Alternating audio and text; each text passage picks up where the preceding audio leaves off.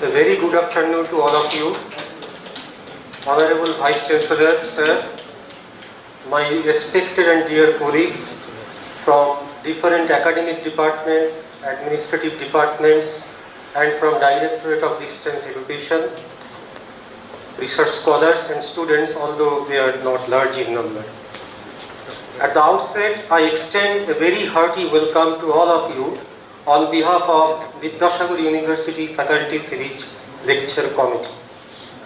And this committee has been newly constituted by our Honorable Vice-Chancellor, sir, in which Dean Science Professor Satyajit Saha is the chairman, and I would like to prefer to call it not a committee but a small family within the larger family of the university, in which we have other members like Professor Tapon Kumar De, Dean Arts, Professor Madhumangal Pal, the Director of IQAC, myself acting as the convener, and there are my other colleagues like Dr. Suratha Kumar Malik from Political Science Department, Dr. Devjani Das from History Department, Dr. Shobhanjan Sarkar from Anthropology Department, and Dr. Sagar Acharya from Zoology Department.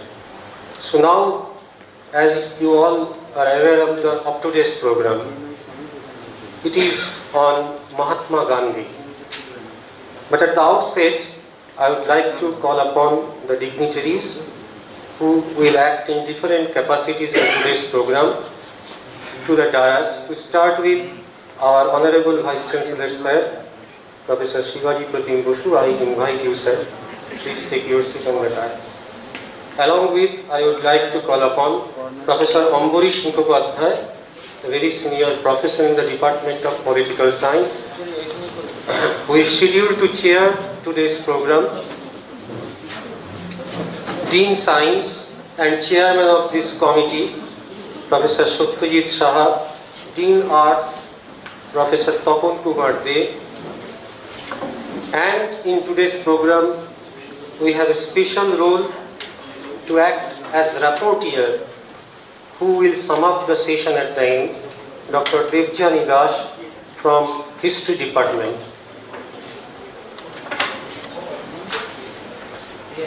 And it is a very pleasant task, although customary, to offer flower bouquet to the dignitaries. I would like to request our colleagues, and I would like to request our research scholars from Economics Department to help them. To start with Dr. Biplab Mandal, you please come forward and present the flower bouquet to our Honorable Vice-Chancellor, sir.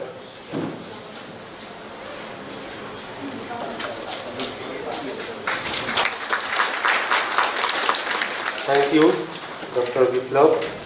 Next, I would like to request Dr. Duli Hembrom of Santali Department and to offer a memento to today's chairman of this program, Professor Ambarish Mukhopadhyay. I would request Dr. Nandini Ghosh, you please come forward and offer a flower bouquet to Dean Science, Professor Satyajit Saha.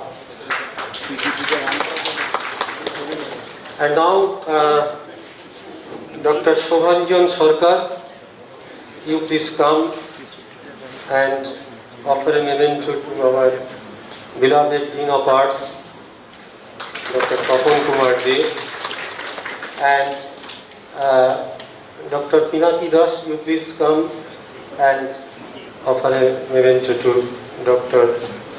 Devjani Das.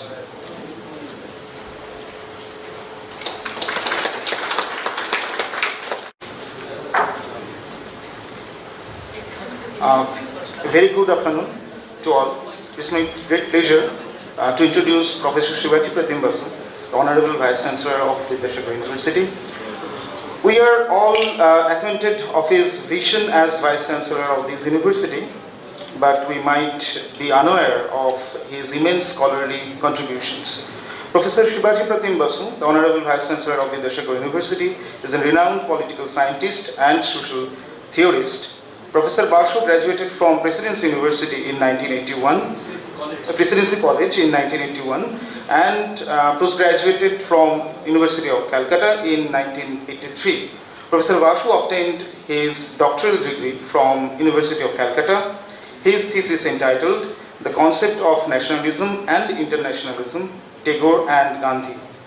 With the teaching and research career spanning more than 3 decades, he taught, written books and articles, and guided research projects in modern Indian political thought and politics, forced migration in South Asia, popular movements, and people's sustainable rights in India.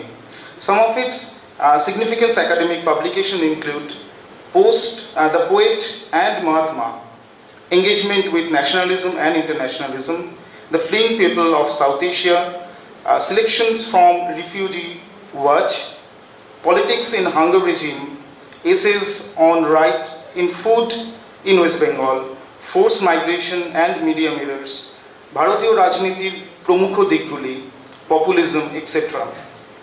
Our Honorable Vice-Chancellor has also contributed articles in edited volumes of over 50 articles and journals published by Macmillan, Oxford, University Press, Sage, Routledge, etc. He is a pioneer in publishing Vidyasagar University Rachana Samagro, the complete writing of Pandit Ishwar Chandra Vidyasagar, published by Vidyasagar University. In addition, he frequently authors articles on contemporary social and political issues in editorials of leading newspapers of West Bengal and India. He has written over 100 post-edit articles in Anandabazar Patrika, leading Bengali daily, in Desh, fortnightly magazine, and also national newspapers. Our Honorable Vice-Chancellor is a board member of Mahatma Calcutta Research Group, Center of Studies of Social Sciences, Kolkata, Institute of Developmental Studies, Kolkata, West Bengal State Book Board. He also life member of West Bengal Political Science Association and many others. He has also traveled to Germany, Netherlands, USA, UK, Nepal, and Thailand on various academic assignments. He has been awarded Shiksha Ratna Puruskar 2018 by Higher Education Department of Government of West Bengal.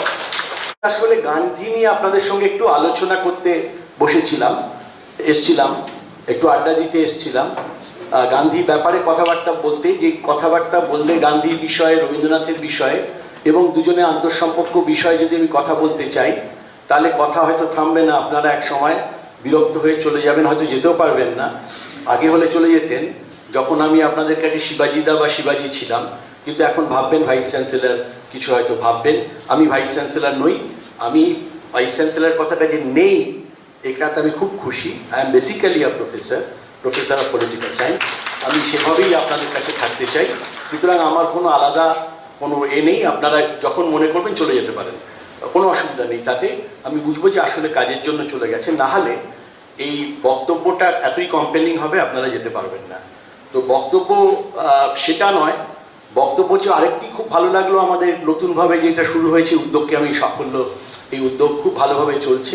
একটু reconstitute করা গেছে, আরও হয়েছে। তো নতুন আবার change হয়েছে। মাঝখানে আমাদের কনভেনার আমাদের যিনি ছিলেন আগে, তিনি অত্যন্ত অসুস্থ ছিলেন, তিনি আমাদের জানিয়েছেন। তাই জন্য এখন দায়িত্ব প্রফেসর আরেকটু সিনিয়র প্রফেসর অরিন্দম গুপ্তর কাছে কনভেনার, তিনি আহ্বায়ক।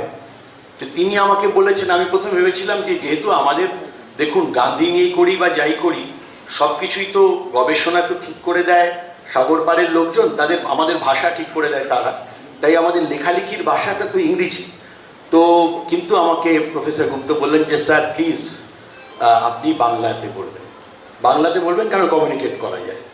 আমি তার কথা মেনে নিচ্ছি, বাংলাতেই কথাবার্তা বলবো। শেষের দিকে খালি ওই রিডলের পার্টটা, যেটা আমি রিডল রেখেছি ইচ্ছে করেই, ধাঁধা একটা, তো ধাঁধার জায়গা, অসুবিধার জায়গা কোথায়, কনসেপ্টস তো বুঝলাম, তা ধাঁধার জায়গাটা কি, কোথায় অসুবিধা, সেইটা আমি একটু ইংরেজিতে রয়েছে আসলে, একটু আগে ছাপানো ছিল সেটা আমি শেষ পার্টটা আমি একটু ইংরেজিতে বলে তার মধ্যেও বাংলায় বলবো, এবং আমি খুশি হব যদি আপনারা একটু আলোচনায় যুক্ত হন। মহাত্মা গান্ধী সম্পর্কে আমরা প্রত্যেকেই অল্প বিস্তর জানি না তা নয়। গান্ধী কিংবা গান্ধী বাবা সবাই জানে। প্রত্যেকের পকেটেই যদি কারোর কখনো 500 টাকার নোট আসে তাহলে গান্ধী বাবাকে সেখানে দেখতে পাওয়া যেত আগে, এখনো দেখা যায়। অন্তত জওহরলাল নেহরু, যার যেটা ডিসাইপলদের কথা বলা হয়েছে, ডিসাইপলরা কতটা গান্ধীবাদী ছিলেন এ প্রশ্ন লোকে করতে পারে, তিনি অন্তত গান্ধী নোটসে মানে কারেন্সি নোটসে তার ছবি আমরা দেখতে পেতাম। এখনো যারা ক্ষমতায় রয়েছেন কেন্দ্রীয় সরকারে তারা কতটা গান্ধীবাদী এটা আমি বলতে পারবো না, কিন্তু তারা অন্তত চশমাটি রেখে দিয়েছেন। অন্তত স্বচ্ছ ভারতের প্রোগ্রামে অন্তত তার চশমাটা শোভা পায়। অর্থাৎ আপনি চান বা না চান গান্ধীকে ভোলা একটু কঠিন। খালি আমাদের দেশে নয়, আপনারা জানেন আমাদের দেশে তো বটেই। এমনকি দক্ষিণ আফ্রিকার যে বর্ণান্ধ সরকার, তার মুক্তির জন্য যিনি সবচেয়ে বেশি লড়েছেন, তার নাম নেলসন ম্যান্ডেলা। তার আদর্শ যদি বোঝেন, তিনিও বলেছেন বারবার গান্ধীর দ্বারা তিনি অনুপ্রাণিত হয়েছেন। যদি আমেরিকার যারা বর্ণান্ধ তার বিরুদ্ধে যারা লড়েছেন তাদের মধ্যে একজন প্রমুখ হচ্ছেন মার্টিন লুথার কিং। তো মার্টিন লুথার কিং বলেছেন তার আদর্শ গান্ধী। তো গান্ধী এভাবে নানা দেশে নানা মানুষকে আমাদের দেশের মধ্যেও নানাভাবে, গান্ধী নেই এখন হয়তো বেঁচে, কিন্তু গান্ধী চিন্তা, গান্ধীর ভাবনা এটা কিন্তু ভারতবর্ষের সবচেয়ে, যদি বিংশ শতাব্দীর সবচেয়ে বড় কন্ট্রিবিউশন হয় ভারতবর্ষের to the world of philosophy এবং এথিক্স এবং রাজনীতি, একটা বিশেষ ধরনের রাজনীতি। যদি কারো যদি কন্ট্রিবিউশন আমরা মনে করি যে সেটা সবচেয়ে বেশি এবং সারা পৃথিবীতে গৃহীত, সেটা মোহনদাস করমচাঁদ গান্ধীর, তাতে কোনো সন্দেহ নেই। এমনকি বিদেশে যখন আপনি যাবেন, ভারতীয় জানলে তারা অন্য কিছু বলবে না, তারা বলবে ও আপনি গান্ধীর দেশ থেকে এসছেন, বা দে নো অ্যাবাউট গান্ধী। আপনারা গেলে এটা বুঝতে পারবেন, যখনই বিদেশে যাবেন গান্ধীর কথা সবাই জানে। এমনকি রবীন্দ্রনাথের কথা আজকাল লোকেরা ভুলে যাচ্ছে। টেগরের কথা আমাদের খুব দুঃখ লাগবে, ভারতবর্ষেই অনেকে জানেন না, এবং টেগরের কথা বাইরের লোকেরাও অনেকে তাদের বলতে হয়, তখন অনেক বললে তারা তখন বুঝতে পারেন। কিন্তু গান্ধীর কিন্তু সাংঘাতিক তার প্রভাব, ইউবিকুইটাস যাকে বলে, সর্বত্রগামী প্রভাব এখনো রয়ে গেছে। এখন হয়তো রাজনীতি দল তার মধ্যে নেই, কিন্তু নানাভাবে রয়ে গেছে। যখন মেধা পাটকাররা যখন নর্মদা বাঁচাও আন্দোলন করেন, বা অন্যান্যরা যখন পরিবেশ নিয়ে আন্দোলন করেন, তখনও কিন্তু গান্ধী বারবার আমাদের কাছে অনুপ্রেরণা হিসেবে ফিরে ফিরে আসতে থাকে। গান্ধী এমনি জীবন তো আপনারা সবাই জানেন, গুজরাটে জন্ম, 1869-এ জন্ম, এবং তারপরে তখন ওটা যেখানে জন্মেছিলেন পোরবন্দরে, সেটা কাথিয়াওয়াড় রাজ্যের একটা অংশ। তারপরে তিনি পোরবন্দরে জন্মেছেন, তারপরে রাজকোটে আসেন। তার বাবা সব কাজকর্ম করতেন সেই স্থানীয় রাজাদের, তারা একজন মন্ত্রী বা দেওয়ান এরকম ছিলেন। সেখানে গান্ধীর মধ্যে একটা ধরনের ব্যাপার ছিল, সেটা হচ্ছে গান্ধীর জীবনে তার মায়ের প্রভাব। মা হচ্ছে বাবার চতুর্থ স্ত্রী, বা গান্ধীজির বাবার, অর্থাৎ করমচাঁদ গান্ধী 4টি বিয়ে হয়েছিল। প্রথম দুজন খুব অল্প বয়সে, বিয়ের কিছুদিনের মধ্যেই মারা যায়।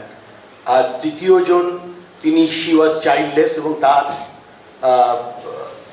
তার অনুমতি নিয়েই, আমি জানি না এখন নারীবাদীরা সব বসে আছেন অনুমতি ব্যাপারটা কীরকম, তখনকার দিনে যেমন হতো, অনুমতি নিয়েই চতুর্থ বিবাহ করেছিলেন পুতলিবাই। সেখানে তিনি প্রণামী সম্প্রদায় বলে একটা সম্প্রদায় আছে, প্রণামী সম্প্রদায়, সেই সম্প্রদায়ের বৈষ্ণব ছিলেন।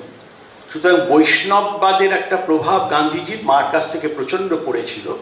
আর গুজরাটে আপনারা জানেন, গুজরাটে জৈন প্রভাব একটা গুজরাটে জনজীবনের উপর থাকে, এবং সেখানে অনেকান্তবাদ,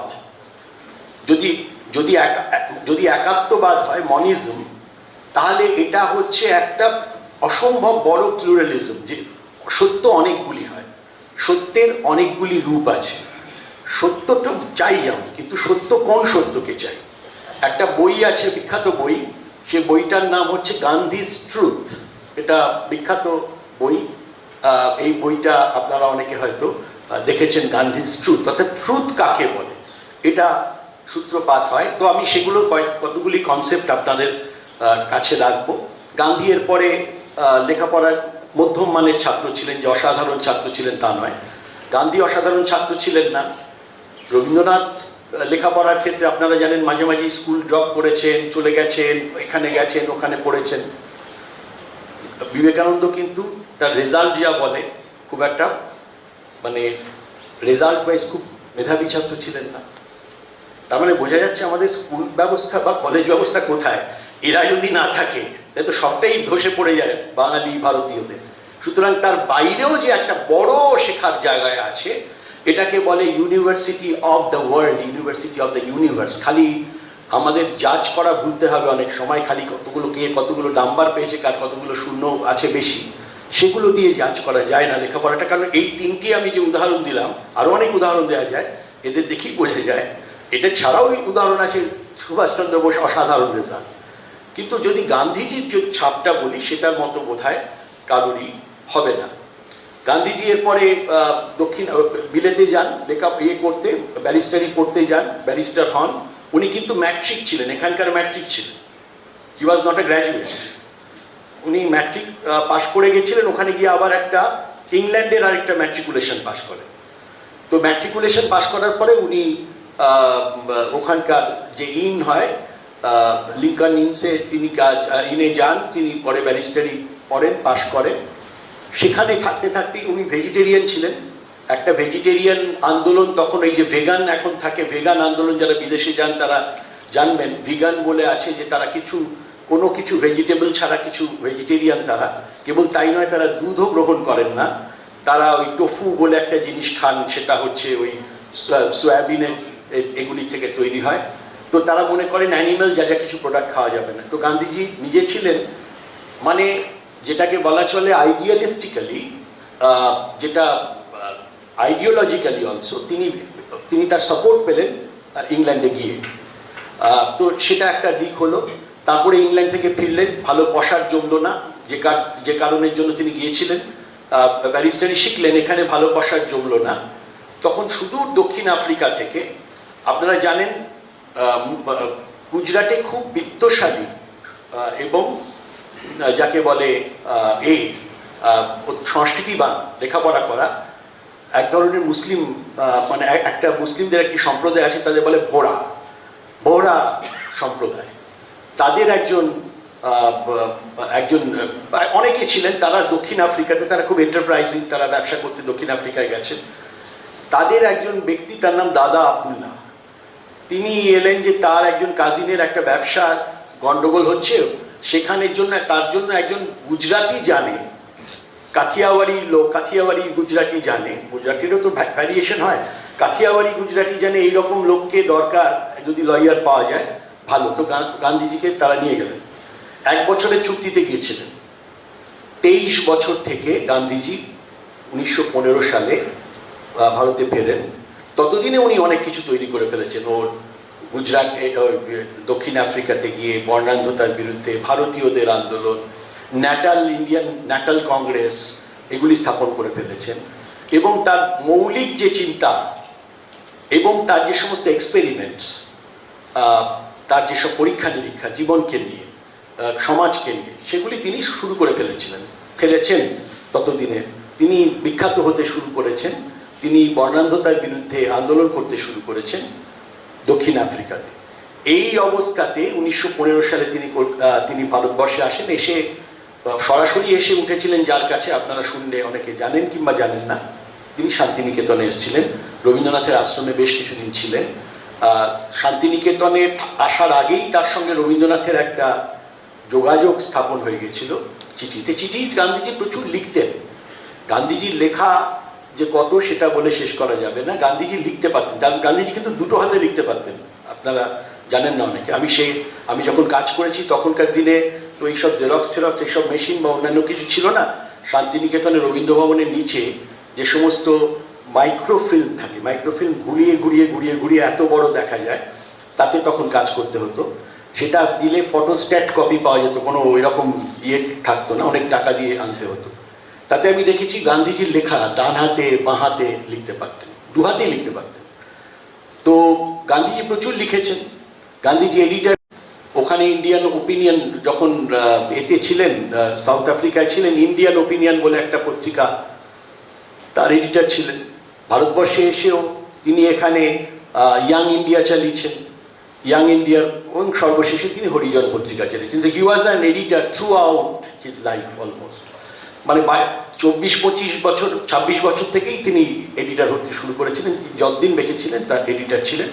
এডিটার হিসেবে কপিয়াসলি গান্ধীকে প্রচুর লেখা প্রতিদিন লিখতে হতো, প্রচুর করসপন্ডেন্স তার প্রতিদিন থাকতো। আমি যেটা বললাম ডান হাত বাঁ হাতে, আমি একটা চিঠি দেখেছি যে রবীন্দ্রনাথের সঙ্গে তো তার একটা অন্যরকম সম্পর্ক, যেটার কথা অরিন্দম বললেন বা কেউ একটা বললেন। তো সেটা হচ্ছে সেই সম্পর্কের জেরে রবীন্দ্রনাথের সঙ্গে যে সম্পর্ক গান্ধী, তো গান্ধী ভীষণ শ্রদ্ধা করতেন। গান্ধী চিরকালকে গুরুদেব ছাড়া কিছু আর বলেননি, আর ইনিও একে মহাত্মাজি বলতেন। তো কলকাতায় এসছেন, এসে চলে যাচ্ছেন, গান্ধীজি অন্য জায়গায় চলে যাবেন। একটা ছোট্ট চিঠি আমি দেখেছি, সেটা একটু আঁকা বাঁকা লেখা, কিন্তু লেখা স্পষ্ট, বোঝা যাচ্ছে গান্ধীজির যা লেখা। যদি আপনি পড়তে পারেন তাহলে আমার এই ট্রান্সক্রিপ্টে পড়তে হয়েছে অনেক লেখা, তো সেখানে ট্রান্সক্রিপ্ট মানে তার ইয়েতে আর কি, টেলিফিল্মে পড়তে হয়েছে। তো সেখানে তিনি লিখছেন যে গুরুদেব, I came to Kolkata yesterday, এবং আমি তার মধ্যে তো এক জায়গায় বসে থাকার লোক নয়, বেরিয়ে যাচ্ছেন।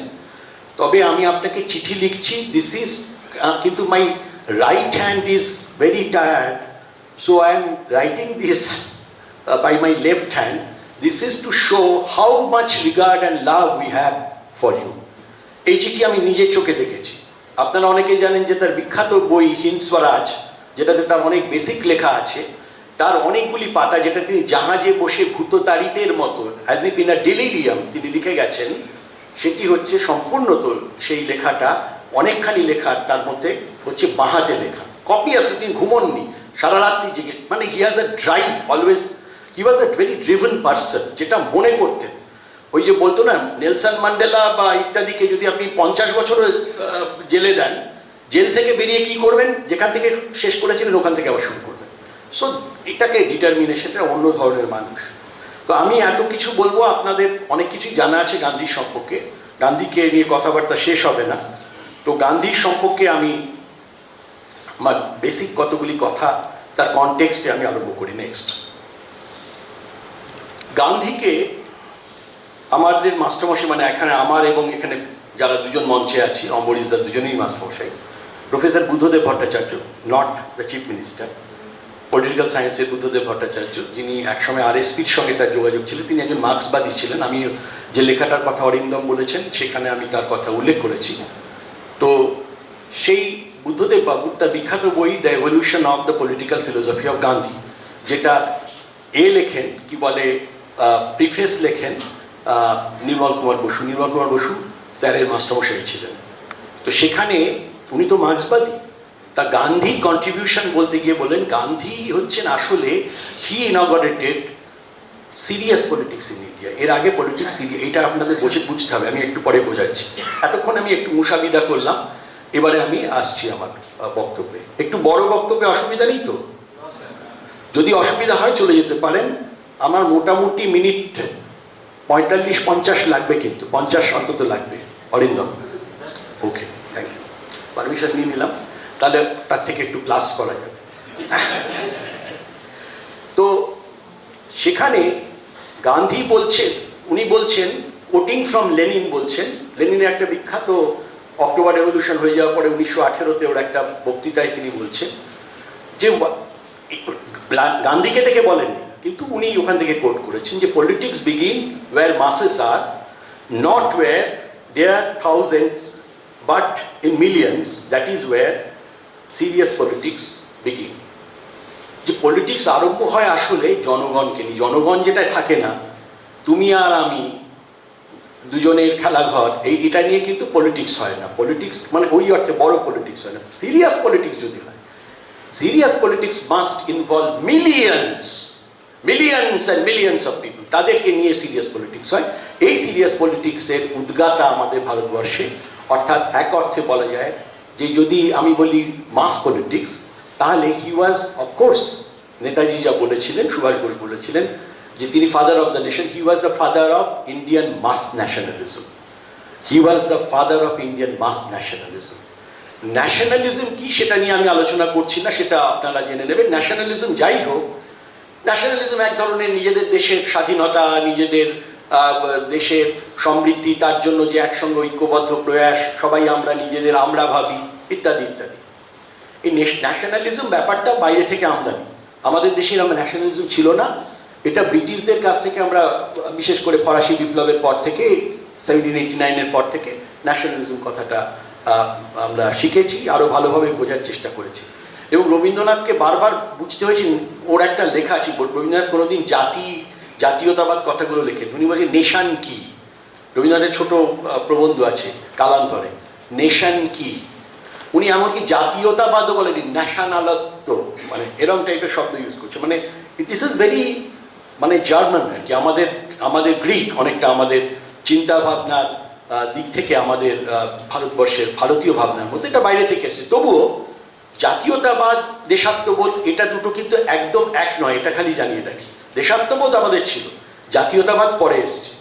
তো জাতীয়তাবাদ এবং দেশাত্মবাদ বোধ মিলে যেটা শুরু হয়েছিল ভারতবর্ষে, তার একটা বড় সূত্রপাত হয়েছিল আগে যা যা হয়েছিল। 1885-এ ইন্ডিয়ান ন্যাশনাল কংগ্রেস স্থাপন হয়েছে। তার উদ্দেশ্য ছিল না কিন্তু জাতীয়তাবাদ করবো, অমুক করবো, আন্দোলন করবো, কিন্তু কালক্রমে তাই হয়ে দাঁড়ালো। জাতীয়তাবাদী যে প্রথম একটি বড় সংগঠন তৈরি হলো ইন্ডিয়ান ন্যাশনাল কংগ্রেস, যাকে কিন্তু কখনোই আজকের ইন্ডিয়ান ন্যাশনাল কংগ্রেসের সঙ্গে কম্পেয়ার করবেন না। গান্ধীজি ভেবেছিলেন 48-এর পরে আর রাজনৈতিক দল ওই নামে যারা হিস্টোরিক্যাল পারপাস সার্ভ করেছে, ফুলফিল করেছে, তাদের ওই পার্টিটির কন্টিনিউশন আর দরকার নেই। কেননা যত যাবে নানা ক্ষমতার বৃত্তে, নানা কিছুর সঙ্গে জড়িয়ে পড়ে তার আরও ডাউনগ্রেডেশন হবে। আজকে দেখছেন যে সেই জায়গায় গিয়ে কোথায় গিয়ে দাঁড়িয়েছে। তো আমি সেই ন্যাশনাল কংগ্রেস বলছি না, আসল সেই সময়কার, when it was Indian National Congress in the true sense of the term, সেই সময় ইন্ডিয়ান ন্যাশনাল কংগ্রেস যেটা ছিল, তাকে ঘিরে একটা রাজনীতি শুরু হলো। তারপরে সেই ইন্ডিয়ান ন্যাশনাল কংগ্রেসও আপনারা জানেন কিছুদিন পরে বঙ্গভঙ্গের আগে পরে তিলক, মূলত তিলক, লালা লাজপত রায়, বিপিন বিহারী পাল, পরে অরবিন্দ ঘোষ ইত্যাদি তাতে যোগ দিলেন বঙ্গভঙ্গের আগে এবং বঙ্গভঙ্গ আন্দোলনের পরে। তখন সেই সময় তাদের মধ্যে একটা নিজেদের মধ্যে বিভাজন দেখা যায়। গোখলে, গোপালকৃষ্ণ গোখলে, বদরুদ্দিন তৈয়বজি বা যারা ছিলেন তখনকার দিনের অনেকে, those were known as moderates, যারা আবেদন নিবেদন করতেন, মনে করতেন যে ইন্ডিয়ান যে British rule in India, it is providential, ভারতবর্ষের পক্ষে এটা প্রভিডেন্সিয়াল, ঈশ্বর প্রদত্ত, বিধি প্রদত্ত একটা দৈবী আশীর্বাদের মতো এটা যারা মনে করতেন, এরা একদল। এদের কাজ ছিল মূলত যা, সেটাকে পরে অরবিন্দ ঘোষ বলেছিলেন the politics of three P's, তিনটে P, petition, prayer and parole, তিনটে পি রাজনীতি তারা করতেন। এদের একটা থাক যারা জাতীয় রাজনীতি করতেন, আরেকটা থাক হচ্ছে যারা লাল বাল পাল যাদের বলা হয়, যে যারা এক্সট্রিমিস্ট ট্রায়াম্ভারেটস যাদের বলা হয়, তারা একদম সেই ত্রয়ী, তাদের একটা গ্রুপ। আর এরপরে বঙ্গভঙ্গ হয়ে যাওয়ার পরে লোকেরা ফ্রাস্ট্রেটেড হয়ে যে কাণ্ডটা করলো, অলরেডি তারও আয়োজন অরবিন্দ ঘোষের ভাই বারিন ঘোষ বা ইত্যাদি মিলে চলছিল, অনুশীলন সমিতি, যুগান্তর সমিতি, এবং তার ফলে বাঘাযতীন, এরা সবাই মিলে আরম্ভ করেছিল। স্ফুলিঙ্গটা ফোটালো হচ্ছে এ শহরেরই ছেলে ক্ষুদিরাম বোস, মুজফ্ফরপুরে বোমা ছুড়ল। আরেকটা নতুন ধারা যুক্ত হয়ে গেল ভারতবর্ষের রাজনীতিতে, যেটাকে বলে পলিটিক্স অফ এক্সট্রিমিজম, বা যেটিকে বলা হয় রেভলিউশনারি। আমরা বলবো, ওরা বলতো এক্সট্রিমিস্ট, টেররিস্ট, আমরা হয়তো বলতে পারি ন্যাশনাল রেভলিউশনারিজ। এই যে তিনটি ধারা মূলত ভারতবর্ষের রাজনীতিতে ছিল, তিনটি ধারার মধ্যে কিন্তু প্রচুর তফাৎ, একের সঙ্গে অন্যের তফাৎ প্রচুর, একজনের সঙ্গে আরেকজনের ধারণা মেলে না। কিন্তু তাদের মধ্যে একটা জিনিস কমন ছিল, ওয়ান থিং ওয়াজ কমন। কি বলুন তো? এরা প্রত্যেকেই আসলে ইংলিশ এডুকেটেড ভদ্রলোক শ্রেণীর মানুষ। অর্থাৎ আধুনিক ব্রিটিশদের তৈরি করা যে এডুকেশন সিস্টেম, সেই এডুকেশন সিস্টেমের মধ্যে গিয়ে তারা তৈরি হয়েছিলেন, নিজেদের দৃষ্টিভঙ্গি তৈরি করেছিলেন, এবং তারা ছিলেন ভারতের যাদের বলা হয় ইংলিশ এডুকেটেড ভদ্রলোক শ্রেণী, তাদের অংশ। তো এদের সঙ্গে কিন্তু সাধারণ মানুষের একটা বিরাট তফাৎ ছিল, বিরাট তফাৎ ছিল। এই বিরাট তফাৎটা কি তফাৎ? কারণ তারা তো এদের ভাষা বুঝতো না। ইন্ডিয়ান ন্যাশনাল কংগ্রেস ডিসেম্বর মাসে তৈরি হয়েছে, মাঝে মাঝে ডিসেম্বরে এমনভাবেই তৈরি হয়েছে বড়দিনের ছুটিতে, যেখানে যারা ইংরেজিতে কথা বলে, ধরা যাক চাষিদের গুবড়ে পোকা নিয়ে যে সমস্যা, সেটাও ইংরেজিতে আলোচনা করে। তো তাদের সমস্যা, তাদের আলোচনা, লোকেরা ভাবে ওটা বাবুদের একটা সার্কাস হচ্ছে কিছু। কোনো জনগণের সঙ্গে তাদের যে politics and people, there was a wall between politics and the masses. Masses বলতে যারা ওই যে যারা কাজ করে নগরে বন্দরে, যাদেরকে বলা হচ্ছে, কবি বলছেন এইসব বুড়ো ম্লান মুখে তাদের তুলে দিতে হবে ভাষা ইত্যাদি। তো তারা তো they were untouched by this kind of politics. যখন বাঘাযতীন এখানে বুড়িবালামের তীরে লড়াই করতে গেছেন, তারা যখন হচ্ছে, তখন ওই অঞ্চলের লোকেরা তাকে ধরিয়ে দিচ্ছেন ডাকাত ডাকাত বলে। তারা ওখানে বড় বক্তৃতা দিয়েছেন যে হে দেশবাসী, তারা উদ্দীপ্ত এই ফরাসি বিপ্লবের আদর্শ শুনে, যে আমরা তো তোমাদের কাজ করছি, তোমাদের হয়ে লড়ছি। কে শোনে তার কথা? ওরা বোম নিয়ে এসছে, করেছে, ওরা ডাকাত বলে তারা করেছে। দেশবাসী তাদের ধরিয়ে দিয়েছে। সুতরাং there was a significant gap between politics and people. সেই রকম জায়গায় মহাত্মা গান্ধীর অ্যারাইভাল ইন 1915 এবং তারপরে 3টি বড় সত্যাগ্রহ কি আমি একটু পরে বলবো, যার মধ্য দিয়ে প্রথমে আমরা বলতে পারি চম্পারণ বিহারে, চম্পারণে নীল চাষিদের বিরুদ্ধে যে একটা সত্যাগ্রহ। তারপরে আমরা বলতে পারি গুজরাটের যে খেরাতে সেখানে সত্যাগ্রহ, এবং আহমেদাবাদে, এখন আহমেদাবাদ বলে, আহমেদাবাদ কটন মিল। গান্ধীজির কিন্তু একটা ট্রেড ইউনিয়নিস্ট ব্যাপারও ছিল। তো আহমেদাবাদ কটন মিলে মিল ওয়ার্কারদের নিয়ে, তাদের নিয়ে সত্যাগ্রহ। সব জায়গায় ধর্মঘট করছেন, কিন্তু সত্যাগ্রহ, শান্তিপূর্ণ সত্যাগ্রহ। সেই আন্দোলন করলেন। কৃষক সমাজ, ভারতবর্ষের কৃষক সমাজ, তাদেরকে জড়ো করলেন জাতীয়তাবাদের ফেস্টুনের নিচে। এই যে কাজটা করলেন, অর্থাৎ কিনা যে কাজের জন্য এরা দূরে দূরে থাকতেন, এদের কাজকর্মটা ভদ্রলোকের, শিক্ষিত ভদ্রলোকদের মধ্যেই সীমাবদ্ধ ছিল, সেখানে আনপার গাঁওয়ার কোট আনকোট যাদের বলা হতো, তাদেরকে জড়ো করা, এই যে বিরাট কাজ, এই কাজটাকেই বুদ্ধদেব বাবু বলছেন পলিটিক্স, এবং যে কাজ গান্ধীজি করছেন। এবারে আমি একটি বেসিক কনসেপ্ট নেক্সটের কথা যেটা বললেন, অলরেডি অমরিশদা ঠিকই গেস করেছেন। কতগুলি বিষয় তো আমাদের ঠিক করে নিতে হবে গান্ধীজি বুঝতে গেলে। গান্ধীজি সবসময় সত্য এই বিষয়টির সঙ্গে লড়তে চেয়েছেন। সত্য কি, ট্রুথ কি, সেটার সঙ্গে জুঝতে চেয়েছেন সারা জীবন ধরে। ওই জন্য তার বইয়ের নাম, তার যে আত্মজীবনী, তার বইয়ের নাম an autobiography or my experiments with truth, অর্থাৎ সত্য লইয়া আমার পরীক্ষা নিরীক্ষা, সত্য নিয়ে আমার পরীক্ষা নিরীক্ষা। সত্যটা তো সহজ বিষয় নয়। ওই যে বললাম, আপনি টেবিলের এই দিকটা দেখতে পাচ্ছেন, আমি এই দিকটা দেখতে পাচ্ছি। সত্যটা কি, কোনটা সত্য, কিভাবে সত্য?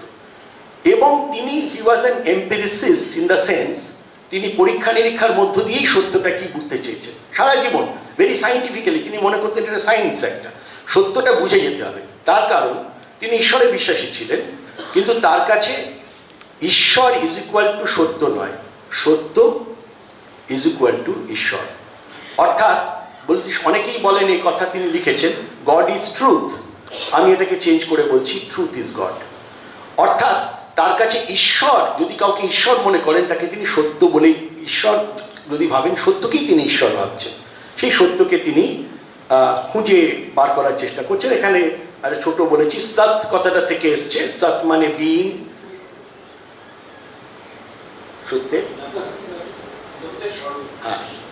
সত্যের স্বরূপ হচ্ছে ঈশ্বর। তো সত্য হচ্ছে, ঈশ্বরটা বড় কথা নয়, সত্যটাই বড় কথা। এবং যে সত্য নিয়ে আমি এক্সপেরিমেন্ট করতে পারি। ঈশ্বরকে নিয়ে চট করে আপনারা এক্সপেরিমেন্ট করতে পারেন না, ঈশ্বর কি খোঁজার চেষ্টা করতে পারেন না। তো এই ব্যাপারটা আমাদের বুঝতে হবে। এই সাতটা কিন্তু ওই যে বলছেন যে কোথা থেকে কিভাবে ডেভেলপ করলো, রিডলটা পরে আসবে, গান্ধীটা তো সব কিছুই ডেভেলপ করছে আস্তে আস্তে, এভার ডেভেলপিং, ওই যে বলছেন কখনই শেষ হবে না, চলতেই থাকবে। সুতরাং সত্য খোঁজাও আমার চলতে থাকবে, আপনাকে এই জানা আমার পুরাবে না, সেই জানারই সঙ্গে সঙ্গে তোমায় চেনা। তো এই যে সৎ অর্থাৎ এক্সিস্টেন্স, এই যে জায়গা, এটার সঙ্গে যুক্ত আছে সত্য। সত্য হচ্ছে যা কিছু পজিটিভ, মিথ্যার উল্টো, এবং সত্য হচ্ছে অগ্নিশিখার মতো যেটা অনির্বাণ, এবং সত্যের সামনে দাঁড়ালে সব ম্লান হয়ে যাবে। এটাই গান্ধীজির বিশ্বাস, যদিও ধর্মীয়ভাবে এসেছিল, কিন্তু এটাকে তিনি খুব ফিলোসফিক্যালি গ্রহণ করেছিলেন। এবং সত্য হচ্ছে সমস্ত পজিটিভিটির embodiment of everything positive in human life. Next, সত্যর সঙ্গে আমি একটু দ্রুত এগোই। সত্যর সঙ্গেই যুক্ত থাকছে হচ্ছে অহিংসা। কেন? কারণ সত্যর সঙ্গে যদি সব পজিটিভ থাকে, মানে প্রেম, প্রীতি, ভালোবাসা, শ্রদ্ধা, যা যা কিছু সবই সত্যের সঙ্গে আছে, তাহলে তার সঙ্গে হিংসা থাকতে পারে না। হিংসার সঙ্গে সত্যের বিরাট ক্ল্যাশ, অন্তত গান্ধীজি সেভাবেই দেখেছেন।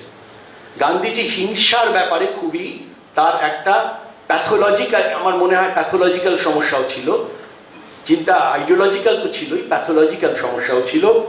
তিনি মনে করেছেন হিংসা এবং সত্য, মানে অহিংসা হচ্ছে প্রায় সত্য, পুরোপুরি সত্য বলেননি, আমাকে যদি সত্য আবিষ্কার করতে হয় তাহলে কিন্তু আমাকে অহিংসার পথ দিয়ে যেতে হবে। কিরকম উনি কতগুলি, এবং অহিংসাকে সামনে রেখে তিনি একটা এভলিউশন অফ হিউম্যান সিভিলাইজেশনও বলার চেষ্টা করেছেন। এটা খুব অদ্ভুত ব্যাপার। মার্কসিস্টরা একভাবে, আমরা জানি যারা মার্ক্সবাদ দিয়ে পড়াশোনা করেছেন, এমন একভাবে তারা হিউম্যান সিভিলাইজেশন বা হিউম্যান মানব সভ্যতাকে তারা ব্যাখ্যা করার চেষ্টা করেছেন। অদ্ভুতভাবে গান্ধীজি একটা অন্যভাবে নিয়েছেন। তিনি বলছেন দেখুন যে কোন সময় আমরা ছিলাম সবচেয়ে অসভ্য যখন ছিলাম, আমরা অসত্য ছিলাম।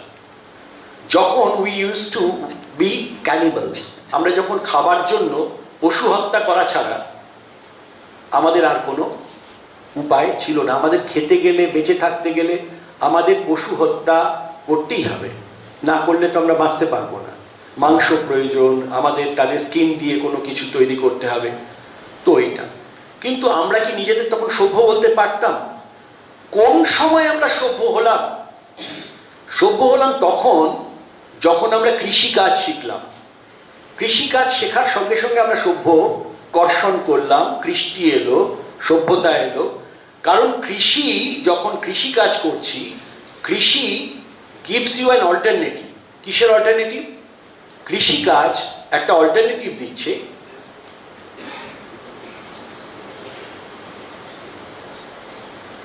কৃষিকাজ একটা অল্টারনেটিভ দিল। কি অল্টারনেটিভ? যে তুমি ইচ্ছে করলে মানে করে পশু মেরেও খেতে পারো, পশু মেরে, কিন্তু একটা অল্টারনেটিভ তোমাকে দিল যে তুমি একদম সম্পূর্ণত অহিংসভাবেও তুমি বেঁচে থাকতে পারো, অর্থাৎ কাউকে হত্যা না করেও তুমি বেঁচে থাকতে পারো। অর্থাৎ যদি আমরা ধরে নিই আগুন আবিষ্কারের মতোই কৃষির আবিষ্কার এটা সভ্যতা দেয়, তার মানে বলছে যে, তার মানে যদি আমরা, এটা হয় যে সভ্যতা মানে আমাকে সত্যের দিকে নিয়ে যাচ্ছে, আমাদের ডেভেলপমেন্ট হচ্ছে, তাহলে সেটাও আলটিমেটলি চাইবে এটা যে আমরা যাতে হিংস্র থেকে, হিংসা মুক্ত হয়ে আমরা অহিংস হয়ে উঠি। That is the journey of আমাদের হিউম্যান সিভিলাইজেশন। সুতরাং এইখানে তিনি বলছেন যে নন ভায়োলেন্স, আমাদের যদি সত্য প্রতিষ্ঠা করতে হয়, তার পথটা কিন্তু নন ভায়োলেন্টই হবে, অহিংস হবে। Gandhi believed in the non duality between means and end. তিনি বলছেন তোমার কাজটা ভালো, আমরা আগে বলতাম, অনেক সময় লোকে বলে এন্ড জাস্টিফাইজ দ্য মিনস। ভাই আমার এন্ডটা তো ভালো, তার জন্য এটা করেছিলাম, তার জন্য খুন করেছিলাম, তার জন্য আরেকটা কিছু ছলচাতুরি করেছিলাম। কিন্তু উনি বলছেন হি বিলিভড ইন, তিনি তো এথিক্যাল পার্সন, তিনি ভাবতেন the goal, if the goal is একটা ট্রুথ যেখানে আমরা অ্যারাইভ করবো, তাহলে তার পথটাও কোনো মিথ্যা বা আনট্রুথের ওপরে বা নেগেটিভ কোয়ালিটি মতো অর্থাৎ ভায়োলেন্সের ওপর হতে পারে না, সেটা হতে হবে নন ভায়োলেন্ট। অহিংস এলো, সত্য এলো, তার থেকে এলো সত্যাগ্রহের কথা, যেটা অহিংস সত্যাগ্রহ। সত্যাগ্রহ কথাটা সাউথ আফ্রিকাতে আবিষ্কার হয়েছিল। একটা ইন্ডিয়ান ওপিনিয়ন, একটা ওখানে একটা ভালো, যেটা তারা এক্সপেরিমেন্টস করতে আরম্ভ করেছিলেন দক্ষিণ আফ্রিকায়।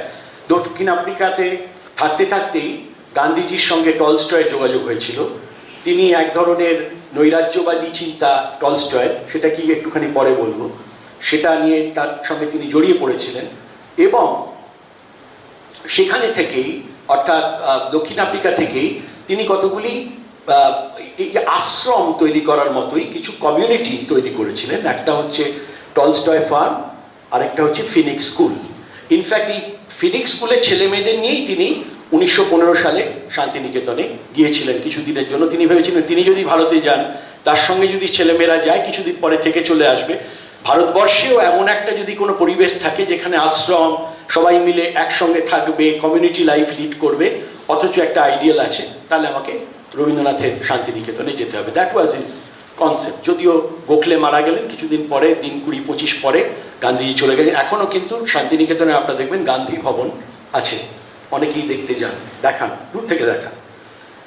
তো এই সত্যাগ্রহের ধারণাটা এসেছিল কিন্তু ওখান থেকে, ওই আফ্রিকার যে রেজিস্ট্যান্স আন্দোলন।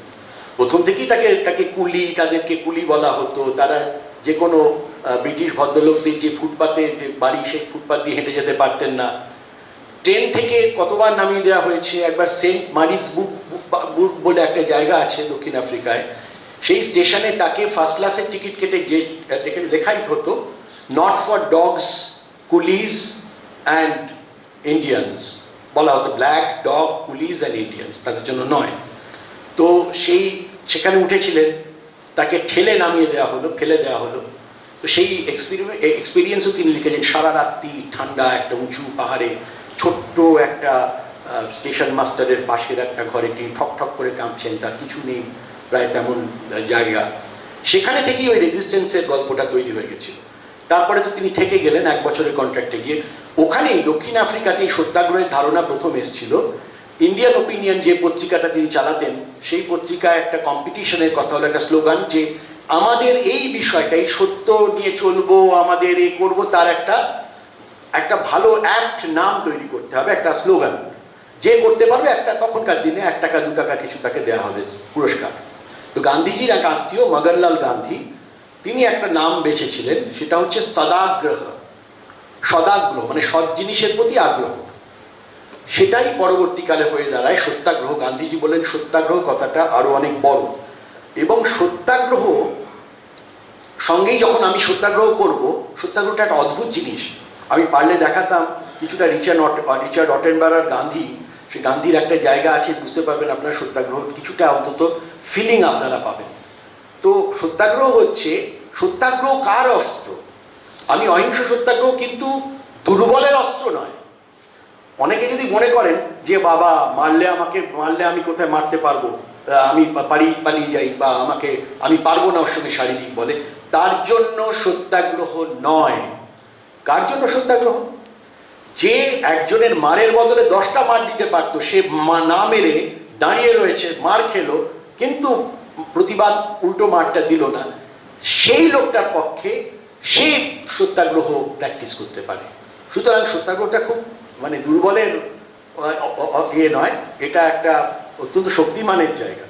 এবং এই সত্যাগ্রহ কথাটি এলো, এর অনেক উদাহরণ আপনারা জানেন, যে পরপর ডান্ডি মার্চ করতে গেছেন, অটেনবারার গল্প যেটা বলছিলাম, ডান্ডি মার্চ করতে গেছেন, সেখানে নুন তৈরি করবেন। একদল সত্যাগ্রহী তারা নুন তৈরি করতে যাচ্ছেন, ওখান থেকে সাগরের মাটি, যেটা নোনা মাটি, সেটা তুলবেন ডান্ডিতে, সেখান থেকে তারা তুলে বানাবেন। আর এদিকে ধরুন, এদিকে লাইনের মতো, এদিকে দাঁড়িয়ে রয়েছে ব্রিটিশ যারা পুলিশ, তারা দাঁড়িয়ে রয়েছে, তাদের একজন সার্জেন্ট রয়েছে, আর তাদের হাতে লাঠি রয়েছে। ওরা জানে যে এরা কিছু করবে না, কিন্তু লাঠি হাতে রয়েছে, ওদের স্টপ করতে বলছে, ওরা এগিয়ে যাচ্ছে। আর এদের একটা ব্যাচের পেছনে ভারতীয় সেবা দলে, তাদের কংগ্রেস সেবা দলের লোকেরা স্ট্রেচার নিয়ে অপেক্ষা করছে। এরা যাচ্ছে, একদল যাচ্ছে, বলে don't move, don't cross the line, তারপর বললো চার্জ, লাঠি মারলো, লাঠি মারতে সব মাথা ফেটে পড়ে গেল। সঙ্গে সঙ্গে কংগ্রেস দলের সেবা দলের লোকেরা তাদের স্ট্রেচারে নিয়ে চলে গেল। আরেকটা গ্রুপ চলে এলো, তাদের কাছে গেল, তাদের বলল মারো, তারা মারলো, মাথা ফেটে গেল। দেখছে আরেকজন, তারা পড়ে গেল, তাদেরকে স্ট্রেচারে করে নিয়ে গেল। আরেকটা দূরে গুলি কোথাও তাদের সেবা হচ্ছে, আরেকটা দল এলো। পঞ্চমবার যখন এলো, ওই ভদ্রলোক ওই যে সার্জেন্ট বললেন যে চার্জ, ওরা চার্জ করলো না। সুতরাং এই সত্যাগ্রহের মধ্য দিয়ে, সত্যর মধ্য দিয়ে যেটা হতে পারে, গান্ধীজি বলবেন a psychological transformation of mind, psychological transformation of the self of human being, মানুষ মনস্তত্ত্বের পরিবর্তন ঘটানো যেতে পারে। নেক্সট, আরেকটি খুব গুরুত্বপূর্ণ ধারণা যেটা টলস্টয়ের সঙ্গে যুক্ত, তাকে বলা ফিলোসফিক্যাল অ্যানার্কিজম, অর্থাৎ মানে দার্শনিক নৈরাজ্যবাদ। এই নৈরাজ্যবাদ কিন্তু বিশৃঙ্খলাময় নৈরাজ্যবাদ নয়। মনে করে এই নৈরাজ্যবাদ যে রাষ্ট্র সবচেয়ে খারাপ, রাষ্ট্রকে খারাপ মনে করে নৈরাজ্যবাদীরা, কারণ রাষ্ট্রের হাতে সমস্ত ক্ষমতা কনসেন্ট্রেটেড হয়ে গেছে। এবং এই কনসেন্ট্রেশনের পক্ষে আমরা জানি, লর্ড অ্যাক্টনের যারা কথা জানেন, যে power tends to corrupt and absolute power tends to corrupt absolutely. এবং কনসেন্ট্রেশন অফ পাওয়ার যত হবে তত তার ভেতরে করাপশন হবে না। এটা হচ্ছে লর্ড অ্যাক্টন।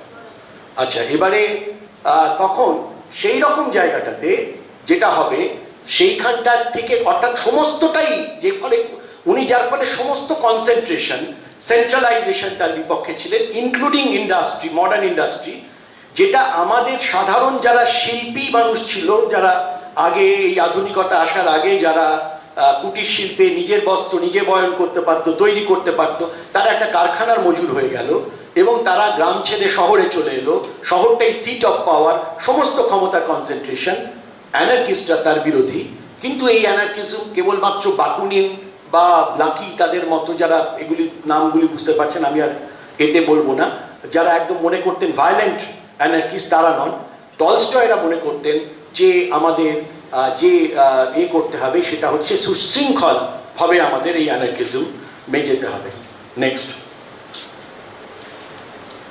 আরেকটি সর্বোদয়ের কথা বললেন। সর্বোদয়ও ডিসেন্ট্রালাইজেশনের কথা বলে, দলহীন গণতন্ত্রের কথা বলে। দলহীন গণতন্ত্র, সর্বোদয় পঞ্চায়েত ব্যবস্থা, যেটা কথা আগে ভেবেছিলেন, গান্ধীজি থেকে পঞ্চায়েত ব্যবস্থা এসছে, নতুনভাবে এসছে।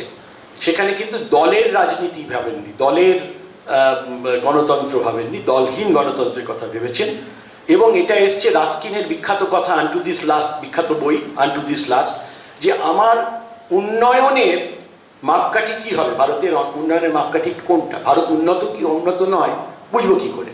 এটা কি একজন ধীরুভাই আম্বানির বড় পুত্রকে দেখে বুঝবো, নাকি লাইনের সবচেয়ে শেষে যিনি দাঁড়িয়ে আছেন, যিনি এই লাইনের সবচেয়ে শেষে দাঁড়িয়ে গেছেন, তার অবস্থাটাকে দেখে ভারতবর্ষ উন্নত কি অনুন্নত বুঝবো? এটা দেখার দৃষ্টিভঙ্গির তফাৎ। সুতরাং সর্বদয় সবাই উদয় চায়, একজন ব্যক্তির নয়। সুতরাং এটা হচ্ছে ডিসেন্ট্রালাইজেশন চায়, ভিলেজ কমিউনিটি, সেদিক থেকে একটা কেন্দ্র থেকে, বরঞ্চ তিনি বলেছিলেন একটা ভিলেজ এর একটা, এটা it's like an oceanic circle.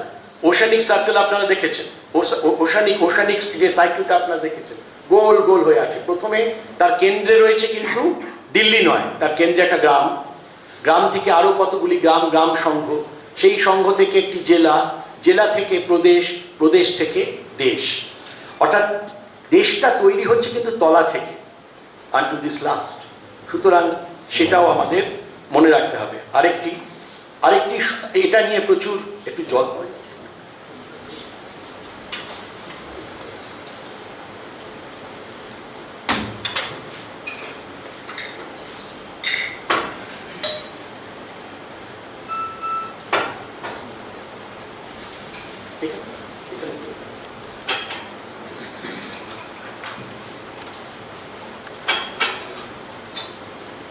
এটা খুব কন্ট্রোভার্সিয়াল একটি ব্যাপার, সেটাকে বলে ট্রাস্টিশিপ, অছিবাদ। অছিবাদ মানে কি? গান্ধীজি যেহেতু, মার্ক্সবাদীরা খুবই সমালোচনা করেন এই ট্রাস্টিশিপের, ভীষণই সমালোচনা করেন। হয়তো অনেক ব্যাপারটা সমালোচনা করার মতো, এটাকে একটা সম্পূর্ণ ইউটোপিয়া বলে মনে করেন। এটা ধারণা এসছে, বিখ্যাত তার ধারণা যেটা তিনি পেয়েছিলেন এতে, যে সবই ভূমি গোপাল কি, সবই ভূমি গোপাল কি? গোপালেরই সমস্ত ল্যান্ড। গোপাল মানে যে গোপালক, গোপাল মানে ঈশ্বর গোপাল নয়, গোপালকেরই সমস্ত ল্যান্ড। অর্থাৎ কিনা উনি তো যেহেতু হিংসায় বিশ্বাস করতেন না, তিনি চেয়েছিলেন যে সাইকোলজিক্যাল ট্রান্সফরমেশন করা যায়, যেমন ওখানে করা গেল। যদি যারা বড় অর্থের মালিক, যারা অনেক অর্থের মালিক, যাদের প্রচুর অর্থ আছে, সম্পত্তি আছে, তারা যদি নিজেকে, আমি একটা অনেক সম্পত্তির মালিক হতে পারি, কিন্তু আমি যদি মনে করি যে আমি এটার মালিক নই, এই সম্পত্তির, আমি আসলে তার ট্রাস্টি, ওছি, এবং ওছি ভেবে নিজে অত্যন্ত সাধারণভাবে যেটুকু নিজের না হলেই নয়, সেই সামান্য একটু ফেয়ার অ্যামাউন্ট অফ যেগুলি তার কমফোর্ট বা যেটুকু খাওয়া দাওয়া দরকার ইত্যাদি ছেড়ে বাকিটা সে যদি ব্যয় করতে পারেন, তিনি যদি ব্যয় করতে পারেন যে সাধারণের জন্য, তাহলে কি হবে? দেশের একটা সাইকোলজিক্যাল ট্রান্সফরমেশন হলো উইদাউট শেডিং ব্লাড। কারণ গান্ধীজি কিন্তু মার্ক্সবাদ বা ইত্যাদি সম্পর্কেও জানতেন যে এই বক্তব্যগুলো আসছে, ক্লাস ওয়ারের কথা হচ্ছে, তিনি এটা বলতেন যে এটা শেষ হবে কি করে। সুতরাং তিনি ট্রাস্টিশিপের কথাও তিনি বলেছিলেন। এবার আমি আমার কনসেপ্টগুলো অনেকগুলি বললাম, এবার আমি রিডলের দিকে আসি, যেটা কি আমি বলবো, সত্যাগ্রহ আসলে একটা ডিসিপ্লিন। সোশ্যাল সায়েন্সের লোকেরা যারা ডিসিপ্লিন কথাটা শুনেছেন অনেক ক্ষেত্রে, বিশেষ করে মিশেল ফুকোর কাছ থেকে, সেই অর্থেও ডিসিপ্লিন। একজন পোস্ট মডার্ন থিঙ্কার মিশেল ফুকো, তার কথা অনেকবার আমাদের আগের ভাইস চ্যান্সেলরও বলতেন। যাই হোক, সেই ব্যাপারটা কি আমি বোঝার চেষ্টা করব। এটা কি আমি বলছি দ্য রিডল অফ গান্ধী আর ন্যাশনালিজম। গান্ধীকে তো আমরা ন্যাশনালিস্ট বলি, গান্ধীকে আমরা জাতীয়তাবাদী বলি, আমাদের মধ্যে একটা ক্যাটেগরাইজেশন আছে। রবীন্দ্রনাথকে আমরা আন্তর্জাতিকতাবাদী বলি। কতটা ঠিক কি ভুল সেটা নিয়ে আলাদা আলোচনা আছে। আমি একটু পড়ে নিই, একটু যদি পারমিট করেন। এটা মাত্র 3-4 পাতা একটা লেখা, আপনারা শুনবেন, তারপরে আপনারা সবাই ইংরেজি বুঝতে পারেন। আমি এতক্ষণ বাংলায় বললাম, এবারে আমাকে একটুখানি লিবার্টি দিন একটু ইংরেজিতে বলা, যেহেতু লেখা ছিল আগে।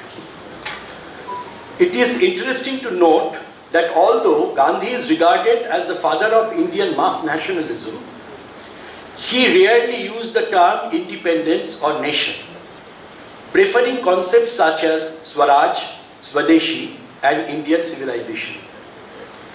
This different background, Gandhi has a different background. When তার যখন ন্যাশনালিজম ইম্বাইব হয়েছিল, সেটা তো দক্ষিণ আফ্রিকাতে, ভারতবর্ষ থেকে বহু দূরে। ভারতবর্ষের ন্যাশনালিজম যেটা এসছে বঙ্কিমচন্দ্র থেকে, পরে বিবেকানন্দ বা ইত্যাদি সব হয়ে, দিস ইজ বেসিক্যালি এক অর্থে দেখতে গেলে এর মধ্যে একটা হিন্দু ন্যাশনালিজম বা হিন্দুত্বের ব্যাপার অনেক বেশি ছিল, যেটা থেকে কিন্তু গান্ধীজির যে জাতীয়তাবাদ যেটা তৈরি হয়েছিল, বাইরে গেলে তো আর হিন্দু মুসলিম ভাব থাকে না, তখন তো সবাই ভারতীয়।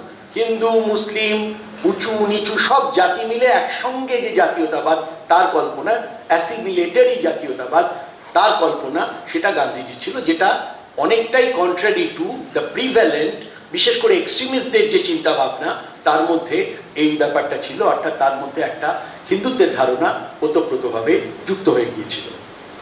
This different background of Gandhi's nationalism had led Bhikhu Parekh, Lord Bhikhu Parekh, in fact উনি খুব বিখ্যাত political scientist USA, to argue, আমি কোট করছি, since the civilization Gandhi wanted the Indian state to nurture was sympathetic, tolerant, spiritual and open, his vision of India had little common with collectivist, monolithic, aggressive and xenophobic nationalism of some of the Western and Central European countries. Compared to the prevalent streams of nationalism in contemporary India, then contemporary India, Gandhi's nationalism took a different course from the beginning, far away from the caste-ridden India, which at the time was bubbling with the excitement of the extremist politics under Lal Bal and Pal, that drew its inspiration from the Hindu nationalism to a great extent.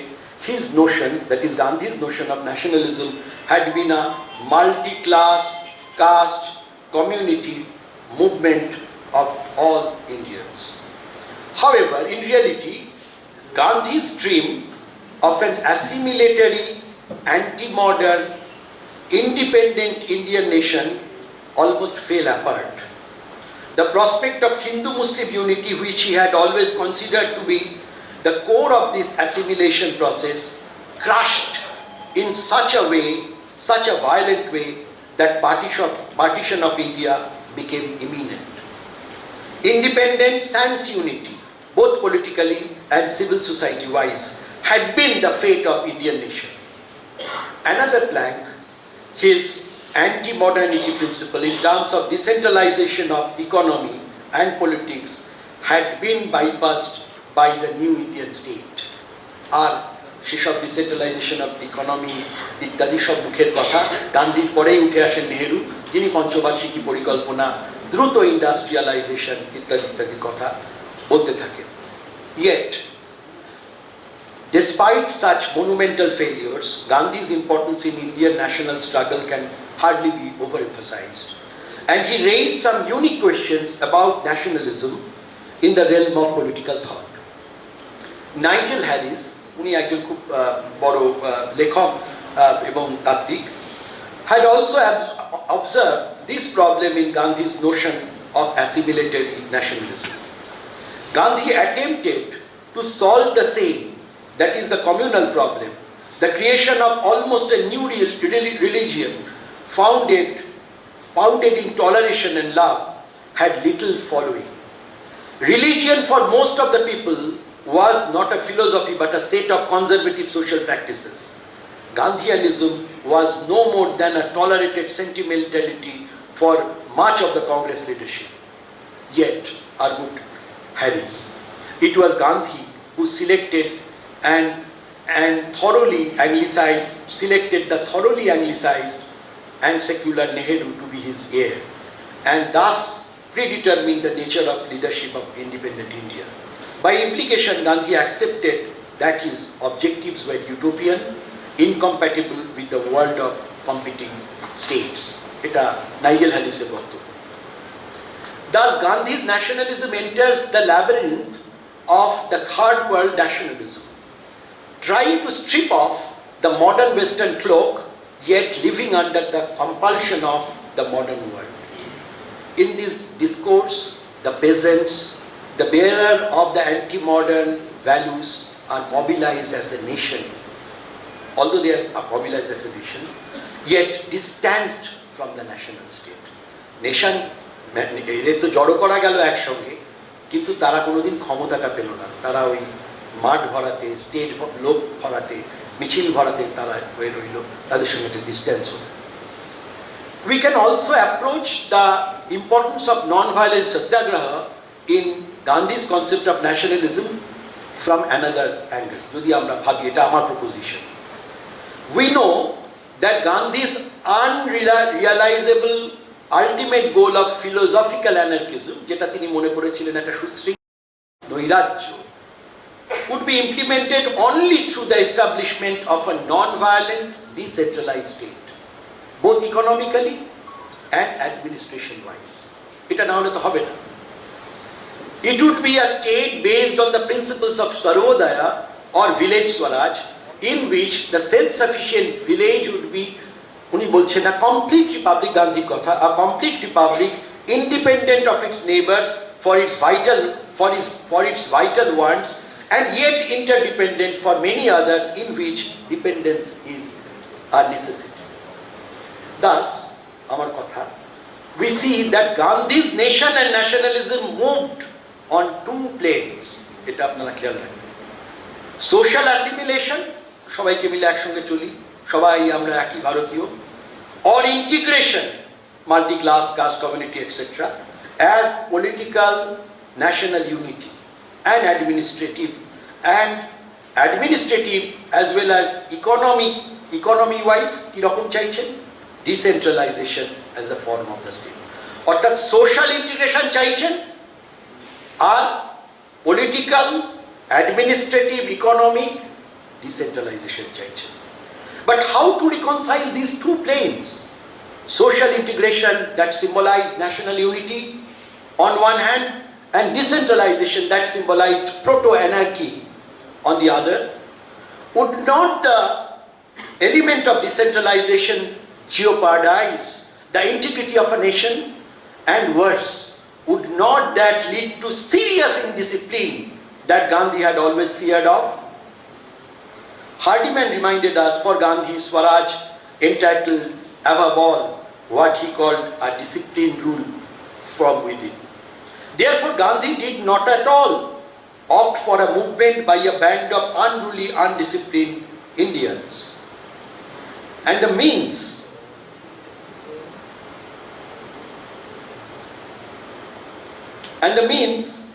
which would enable Gandhi to do this miracle, কি করে এই ব্যালেন্সটা করবেন? To discipline the masses and bound them as a nation was satyagraha as discipline. This had been indeed a unique disciplinary technique invented by Gandhi. In 1931, during the Round Table Conference in London, Gandhi said, "It takes a fairly strenuous training to attain to a mental state of non-violence. In daily life, it has to be a course of discipline, though one may not like. For instance, the life of a soldier. The perfect state is reached only when mind and body and speech are in proper coordination. Thus, the success of non-violence rested on disciplining the body and mind like a soldier." Gandhi, we know from his youth, had been experimenting with self-imposition of various kinds of discipline in dietetics, sex, love for possession, etc. সারা জীবন করেছেন, এমনকি শেষ জীবনে তিনি দেখেছেন যে তিনি সম্পূর্ণ sexual desire থেকে মুক্ত হতে পেরেছেন কিনা। তার পাশে তার তরুণী তার দুই নাতনি, তারা দুপাশে শুয়ে থাকতেন। সেগুলো নিয়েও অনেক বইপত্র লেখালেখি ইত্যাদি হয়েছে, সেসব সাইকোলজি আপনারা জানেন। Such a self-discipline or restraint would lead to renunciation. Punctuality was another instrument of discipline. Gandhi had, it may be noted, among a few things, praised the Western value of punctuality, and as a symbol always kept a pocket watch with him. গান্ধীজির সঙ্গে একটা pocket watch থাকতো সবসময়, উনি টাইমের অত্যন্ত ছিলেন। In this regard, he held, it would be a distinct gain to the national cause if the leaders and workers strictly keep their hours. No man is expected to do more than he can. If at the end of the day there is surplus work left, or he cannot get through it without missing a meal or encroaching upon the hours of sleep or recreation, there is mismanagement somewhere, unquote. Therefore, if there was truth or satya in the concept of decentralization and empowerment of village and individual, then the basis of such a decentralized nation or state should be non-violence as discipline. It should also act as an instrument of coordination and control, without which no modern state can be run. In this light, satyagraha becomes a curious word.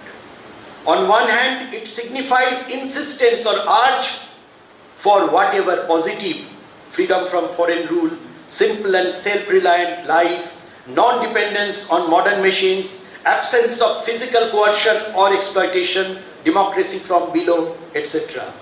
In short, whatever he has associated with the concept of Swaraj or self-rule. This doctrine, if extended radically, not only stands for decentralized state and economy, but also connotes individual liberty to a great extent. On the other hand, the word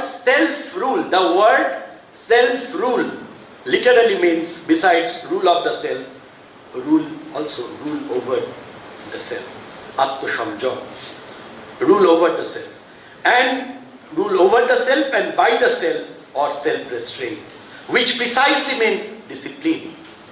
Thus, the apparently utopian, extremely decentralized Gandhian state and economy, including trusteeship, could be a well-operative system if the citizen learns and practices by heart the principles of non-violence.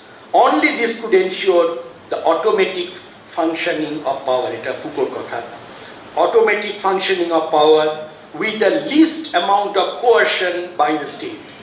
Or differently put, the decentralized state would face no difficulty to impose control and ensure coordination, since the people, trained like the soldier, would act responsibly in harmony based on love and resolve the conflict by moral persuasion that would convert the heart of the adversary or would compel him to accept the point of view of others without any application of violence. That would be something nearer to the Gandhian ideal of enlightened anarchy, because enlightenment in any form signifies a disciplined order built on cognitive understanding. And the foundation of such a state would be an assimilatory, anti-modern nation bound by the same principle of non-violence as discipline. Thank you so much.